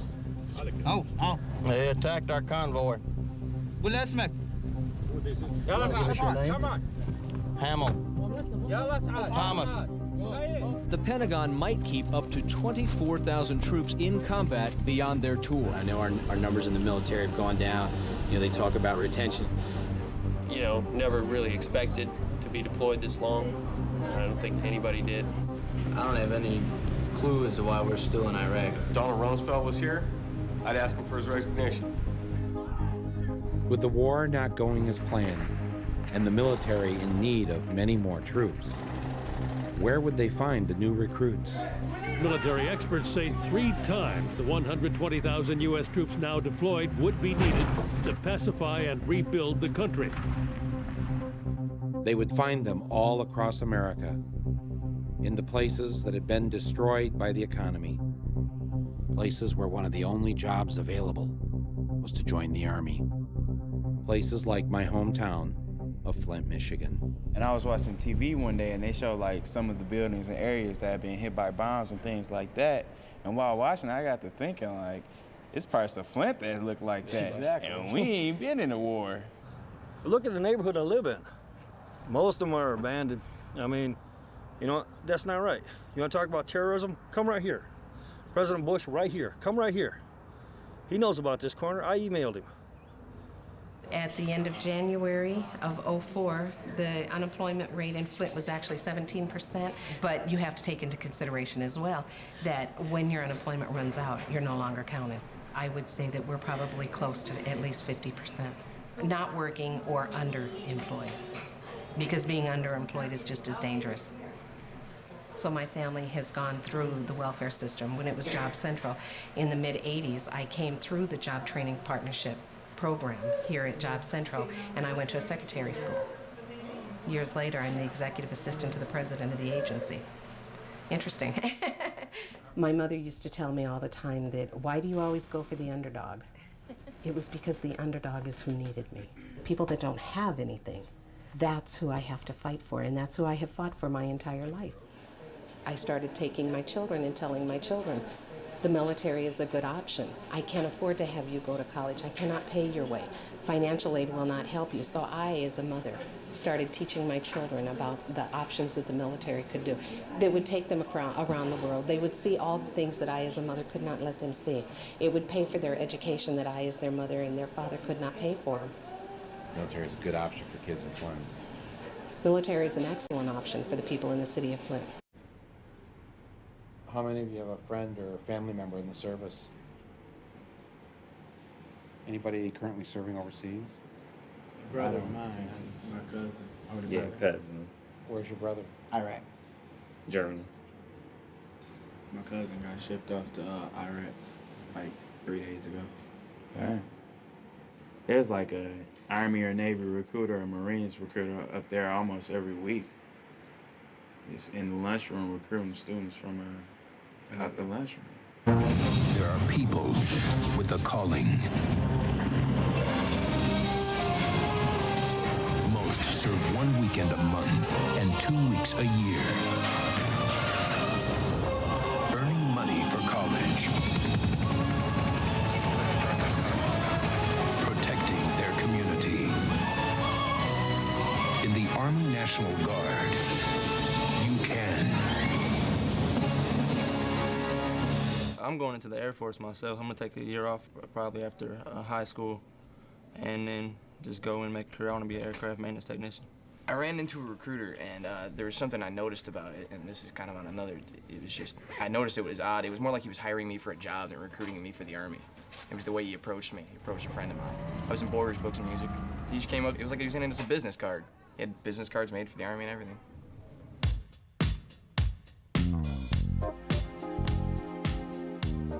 Meet Marine Staff Sergeant Dale Cortman and Sergeant Raymond Flower. They are two of the many recruiters assigned to Flint, Michigan. They're very busy these days. Look at, he's running away already. Seen this coming. Yeah. What do we got here? Need a little gangster. Yeah. We're heading over to the Cortland Mall right now.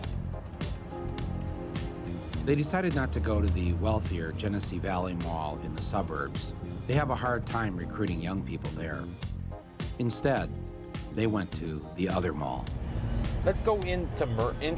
In through Mervyn's. And then we can walk straight down. Straight back, and then go down to the lunchroom or whatever. Yep. Gents, you know we're looking at you, right? You guys ever think about joining up? Thought about going to college and playing basketball. Okay. So. You any good? Yeah. Oh yeah, especially basketball. Good. You can play ball for the Marine Corps as well. You know, travel around the world, getting on the Marine Corps basketball team. David Robinson was in the military as well. Oh, was so it? yeah, you can definitely hook it up. So right now, there's somebody out there who wants to be a Marine but has no idea how to do it. Where you work at? I work at KOC on Dorton Lapeer. You can hook us up with some deals. Yes. They're waiting to get recruited. I don't know. I was probably gonna try to get a little career in music or something. Career music. Maybe we can get you a career in music. You know, let the Marines go for it. I'm sure you know who Shaggy is, right? Yeah. You know anything about him? Yeah, he the Jamaican. Yeah. How about a former Marine? Oh. Did you know it? You definitely need to know discipline if you're going to get into music. Yeah, I understand. Especially discipline with the money. When you make $1 million, you need to manage that money. So come in the office, we can sit down and talk, show you everything we know about the Marines. Sound like a plan? What do you got going on later this afternoon? How about tomorrow? We say right around 10 o'clock Monday morning. Yeah, that sounds pretty good. Okay. You want me to come pick you up? Better to get them when they're ones and twos. Hey, pal. And Staff work on them that Cortman. way. How are you? Ladies, you ready to join up? Green hat right behind us. Looks young. He's young. Yeah. We're in town. Yeah. Where We got two over here. Yeah. Right over by the red van. Yeah. You go that way, I go this way, we corner them. You're in the 9th grade. Yes, sir. Man, you look older than 9th grade, so. Yes, sir. All right, here's my card. You ever thought about being a Marine, man? I thought about it. I got a wife and kid now, so. Okay. Even more reason to join up. What I want to do, man, real quick, is just get some information from you so I can scratch you off my list saying I've already talked to you and you know you're not interested. Is that cool? All right. What's your name? What's your phone number? What's your address, Mario? Add another one to the list. However, you know, one would love to have that chance to experience college life, you know, stuff young people can do without having the risk of dying in the process, I guess I can say candidly. The holidays do add a little bit more friction as opposed to just another night, in the fact that we want to give our guys a little bit time off, a little bit time to relax. However, we are in a combat zone. My soldiers do recognize that fact. Everybody's a little bit nervous about it, I guess. We're professionals. We're going to take care of you. I promise. Every house here has the right to have weapons. Maximum, one AK-47. We always expect the targets to be armed.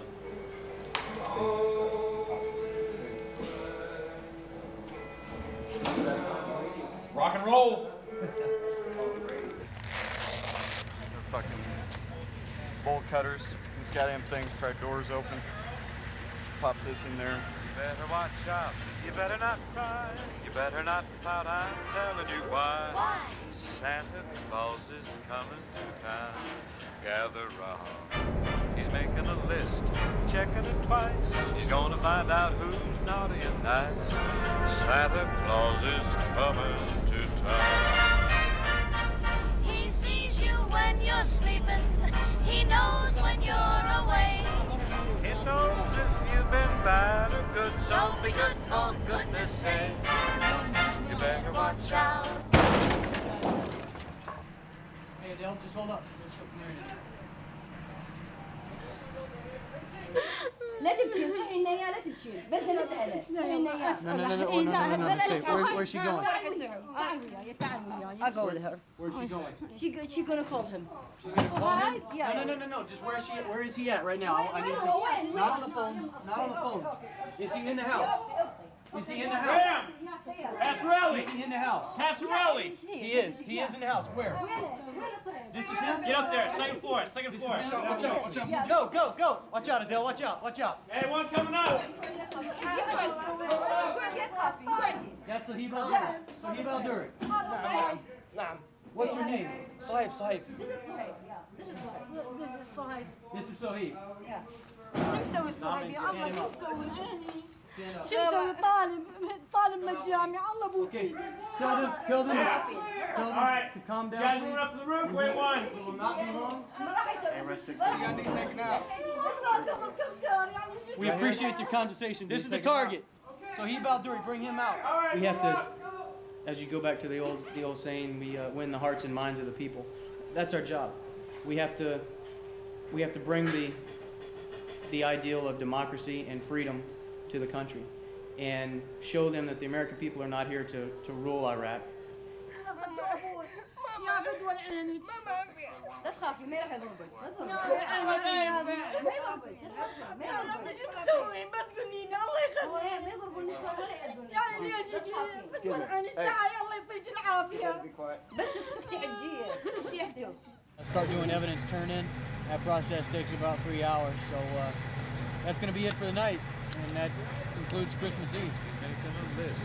Checking it twice. He's gonna find out who's not. Merry Christmas, BRT. Merry Christmas. Santa came to Iraq just for you guys. Trying to keep the skies clear for you, Santa. You consider yourself a proud American? Absolutely. I'm extremely proud American. I think I'm probably more proud than the average Joe. When I put my flag out, I can't allow it to touch the ground. Because I know the lives that were lost and the blood that was shed so that I could be here and have a flag. All right, how often do you put the flag out? Every single day. Every single day. I started when my daughter was in Desert Storm.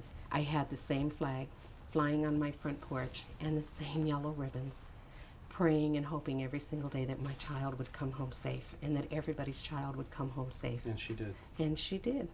You have other family members that have been in the military? Absolutely. Uncles, aunts, cousins, brothers, father. It's a very strong military. Very strong. Family. My family is what I consider part of the backbone of America. It's families like mine, and it's not just my family. There's hundreds of families, millions of families out here that this country was founded on their backs. I have been known to be a conservative Democrat. Mm-hmm. Yeah. That's yeah. what you consider yourself, yeah. Yeah. Yeah. It's a great country. It's a great country. It's a great country. The cross that I choose to wear, if you notice, it's a multicolor cross. That's because I believe that all God's people come in many colors. And my family itself is multicultural. You have a daughter who went into the military.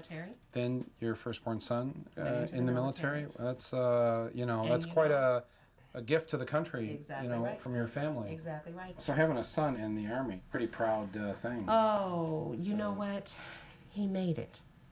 What was your reaction to the protesters during, let's say, the Gulf War or Vietnam? I always hated the protesters. I always hated the protesters. It was just a slap in my face. It was just like they were dishonoring my son. And I burned in my soul to tell them, you don't understand. They're not there because they want to be there. But then I came to understand that they weren't protesting the men and the women that were there. They were protesting the concept of the war. I know I'm a soldier and I'm here to do a job, and I've been a soldier for a while. Once you have to go and do your job and you see the things that you see, I was saying there's some disillusionment in that. Battalion Commander fully expects us to be attacked in some type of way before we get to Farkshell. I know that so far it's been pretty calm, not much has happened, but be aware that it can and it probably will.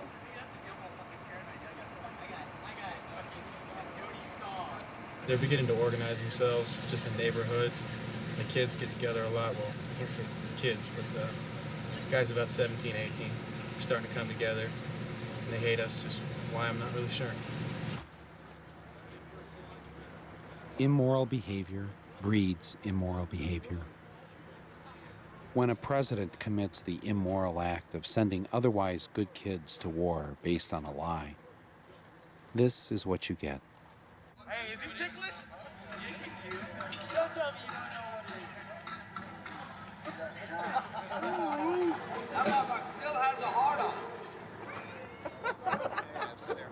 Some mother. Why are you touching somebody else? He touches dick.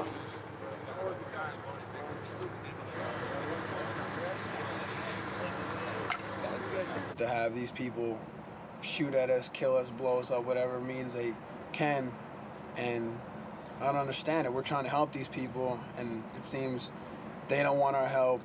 Get out of here. But the minute something goes wrong with them, oh, why weren't you here? Why didn't you do this? You know, I hate this country. You know, I feel that a part of your soul is destroyed in taking another life. And yeah, that statement is very true. You cannot kill someone without killing a part of yourself. If you get called up, you go back to Iraq? No. You're not? No. What repercussions do you face if you don't? Possible jail time. That's one possible thing. Are you willing to risk that? Yes. Yes, I will not let my person, I will not let anyone send me back over there to kill other poor people, especially when they pose no threat to me and my country.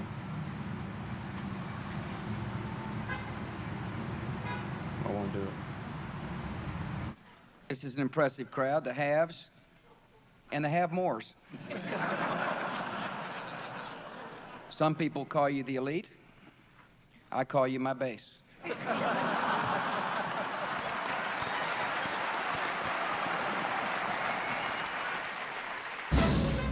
While Bush was busy taking care of his base and professing his love for our troops, he proposed cutting combat soldiers' pay by 33% and assistance to their families by 60%. He opposed giving veterans $1 billion more in health care benefits, and he supported closing veteran hospitals. He tried to double the prescription drug costs for veterans and opposed full benefits for part-time reservists. And when Staff Sergeant Brett Petrikin from Flint was killed in Iraq on May 26th, the Army sent his last paycheck to his family, but they docked him for the last 5 days of the month that he didn't work because he was dead. They say they're not going to leave any veteran behind, but they're leaving all kinds of veterans behind. To say that we're forgotten, no, but I know we're not forgotten, but missed, yes. Yes, you know, there's a lot of soldiers that have been missed. You know, they've been skipped over, that didn't get the proper coverage that they deserve. They have a death toll, but they're not showing the amount of people that's being injured or being amputated because of the injuries, you know. Like, I still feel like I have hands. Yeah. And the pain is like my hands are being crushed in a vice. But they do a lot to help it, and they take a lot of the edge off of it, and it makes it a lot more tolerable. And I was injured in late April on patrol in Baghdad. A couple of guys come out and ambushed us. I got nerve damage and stuff like that. I've got a lot of pain. I'm constantly in pain. Take a lot of morphine to help with that and stuff. Doing, you know, just readjusting, getting life back on track. You know what I'm saying? Yeah, I'm not going to do what it is that I did before. I was a Republican for quite a few years, and for some reason they conduct business in a very dishonest way. I'm going to be incredibly active in the Democratic Party down where I live once I get out. So I'm going to definitely do my best to ensure that the Democrats win control. Iraq, Baghdad, I didn't know anything of those things. And we were in the hallway in the upstairs of our house, and he was crying, and he said that he was really scared and he didn't want to have to go to Iraq. So we were able to have a whole conversation about sometimes some fear is healthy because it keeps our senses about us. And that's when he told me that he had not told anybody else, but he knew he was going to Baghdad. We were, as everybody, we were glued to the TV. Just glued, completely glued to the television in hopes of seeing a glimpse of him. Can't you please go over to where the helicopters are? Can't you please let us see him? Then that night, it was about 10-something, I went upstairs to the bedroom, and I was laying in bed, and I was flipping the channels with the remote. All I heard was Black Hawk Down, South Central Iraq. What I can tell you at this hour is that last night the Army did indeed lose a Black Hawk helicopter. We are being told by officers on the ground that there were 6 occupants inside the Black Hawk. So the next morning, I got up and I said, you push those thoughts out of your mind. Okay, Jesus, I need you to come in. I need you, Jesus. You gotta help me through this. The Army called me, and I remember getting on the phone and him asking me, was I Lila Lipscomb? And I said yes, and he said, mother of Sergeant Michael Pedersen. And I remember dropping the telephone. And all I can honestly say that I remember is, ma'am, the United States Army, the Secretary of Defense, regretfully informs you. That's all I know. The grief grabbed me so hard that I literally fell on the floor. And I was alone. I didn't have anybody to pick me up. So I literally crawled over to my desk and was hanging on. And I remember screaming, why does it have to be Michael? Why did you have to take my son? Why is it my son that you had to take? He didn't do anything. He wasn't a bad guy. He was a good guy. Why did you have to take my son? I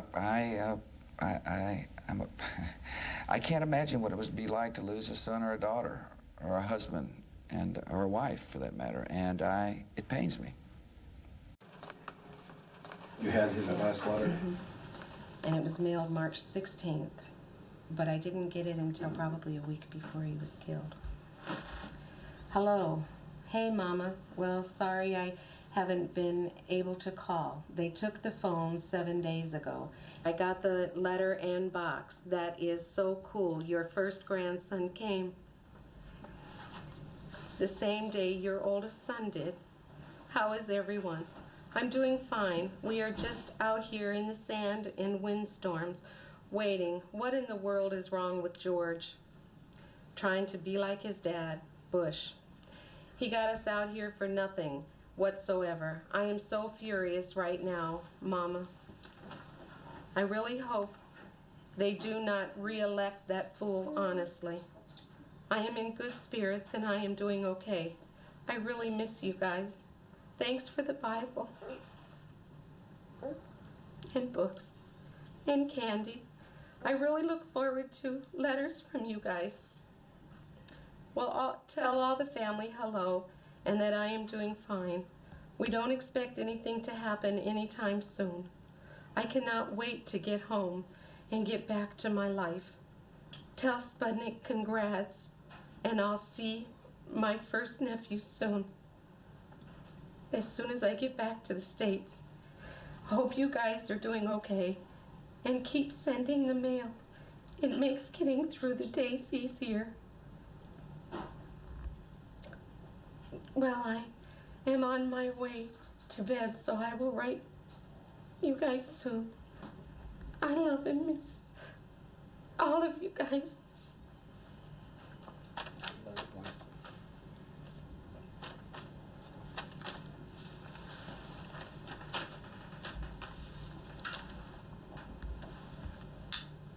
I want him to be alive, and I can't make him alive. But your flesh just aches. You want your child, it's out of sync. A parent is not supposed to bury their child.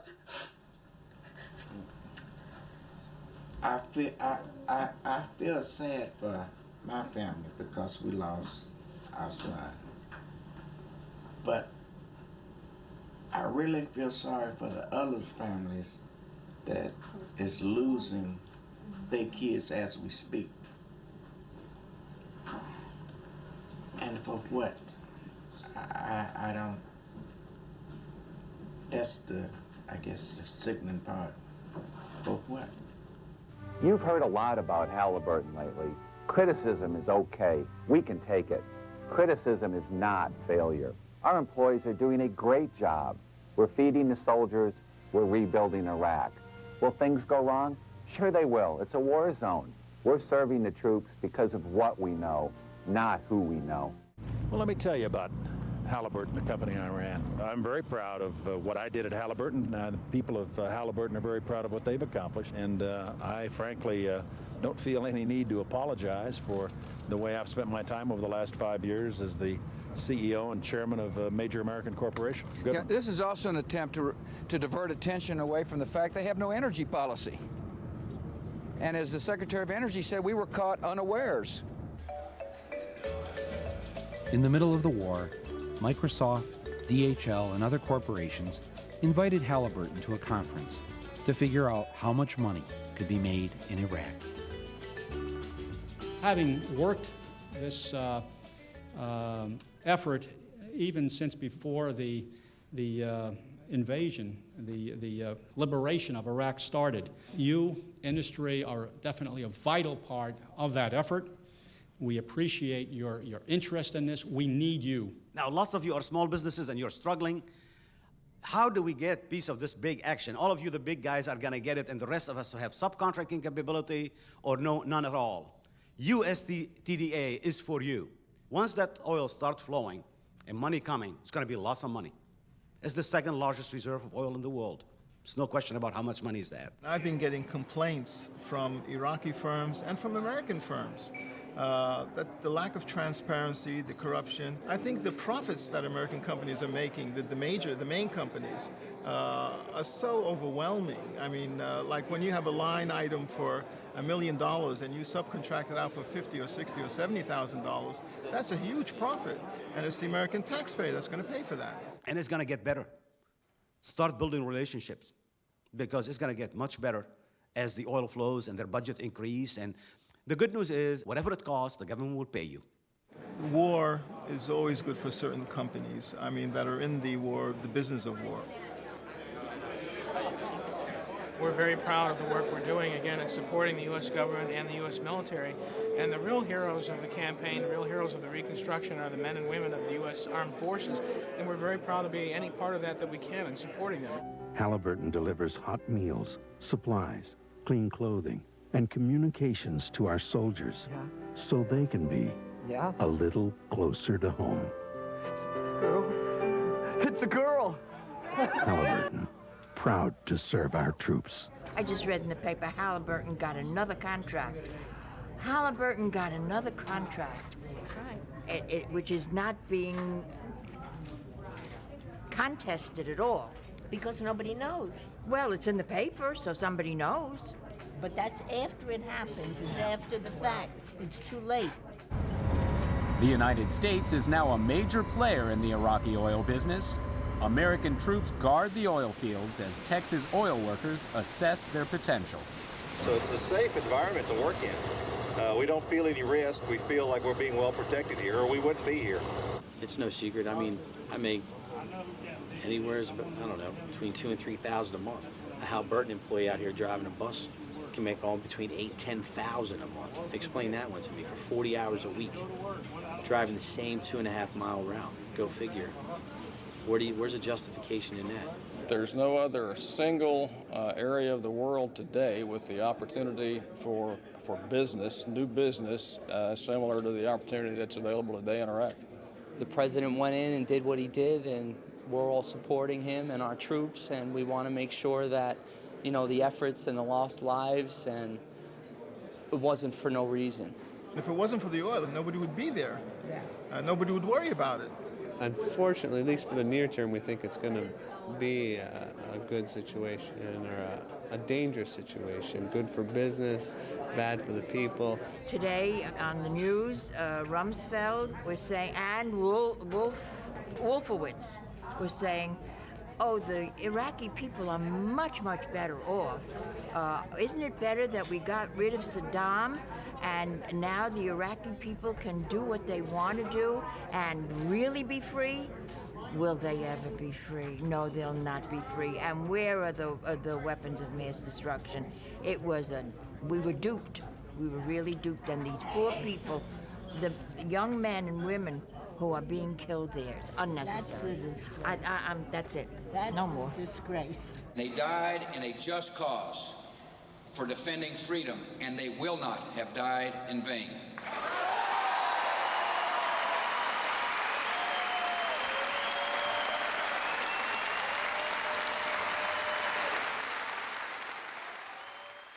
Lila had called to tell me that she was coming down from Flint to Washington, D.C. to attend a jobs conference. On her break, she said she was going to go and pay a visit to the White House.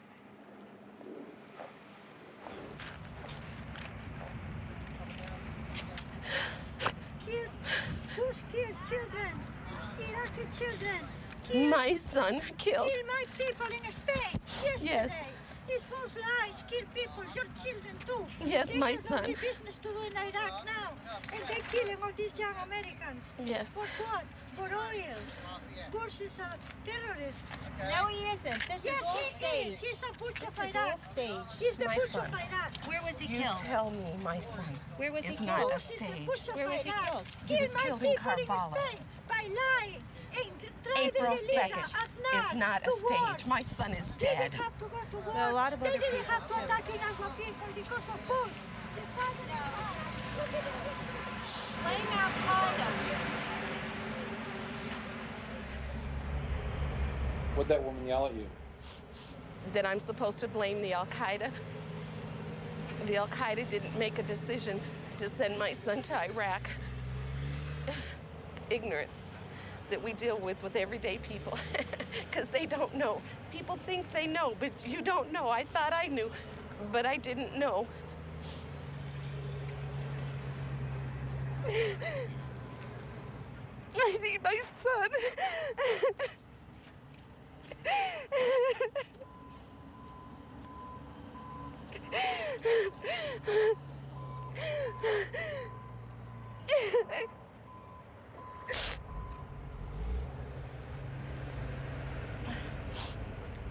God's tougher than I thought it was gonna be to be here. But it's freeing also, because I finally have a place to put all my pain and all my anger and to release it.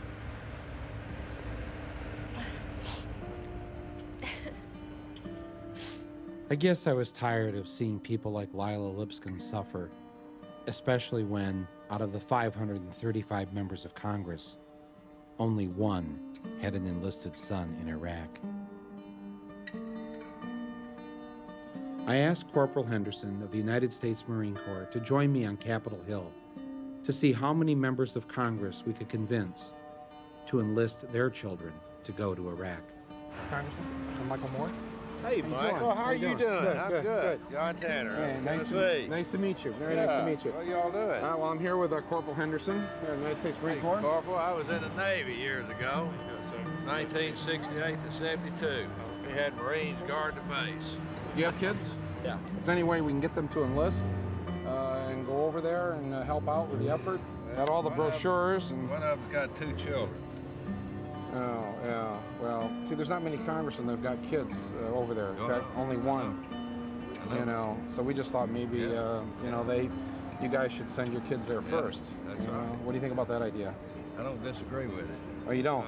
No. All right. Oh, good. Well, here, take some brochures then. Here, at least take a Marine brochure. I think, yeah. And pass it around. Yeah. Well, encourage the fellow members that, you know, if they're for the war, to get behind it, you know, and send their own. Thank you, man. Thank you, sir. Thank you very much. Congressman? Michael Moore. How are you today? Good, good. Trying to get members of Congress to get their kids to enlist in the Army and go over to Iraq. Congressman? Congressman? Congressman Castle. Congressman Castle. Yes, Congressman. Congressman Doolittle. Michael Moore. I'm wondering if, is there any way to... Of course, not a single member of Congress wanted to sacrifice their child for the war in Iraq. And who could blame them? Who would want to give up their child? Would you? Would he? I've always been amazed that the very people forced to live in the worst parts of town, go to the worst schools, and who have it the hardest, are always the first to step up to defend that very system. They serve so that we don't have to. They offer to give up their lives so that we can be free. It is, remarkably, their gift to us.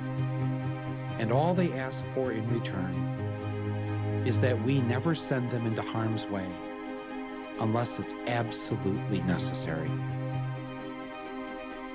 Will they ever trust us again? He had used weapons. We know where they are. They're in the area around Tikrit and Baghdad and east, west, south, and north. There is a tie between Iraq and what happened on 9/11. The struggle can only end with their complete and permanent destruction. We wage a war to save civilization itself. We did not seek it, but we will fight it, and we will prevail. George Orwell once wrote that it's not a matter of whether the war is not real or if it is. Victory is not possible. The war is not meant to be won. It is meant to be continuous. A hierarchical society is only possible on the basis of poverty and ignorance. This new version is the past, and no different past can ever have existed. In principle, the war effort is always planned to keep society on the brink of starvation.